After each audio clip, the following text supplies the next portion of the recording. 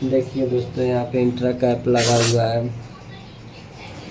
यार मत रोइए।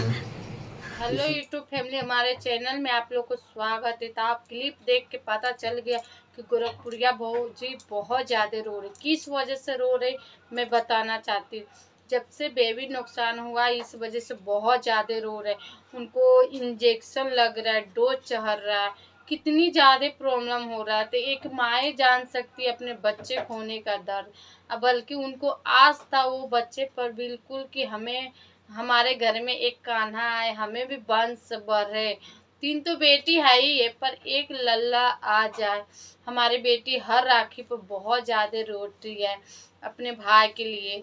तो खुशी में वो खुशी हो गई थी, पर भगवान के खुशी देखा नहीं गया, क्योंकि कुछ वजह से वो बाबू नहीं आ पाया।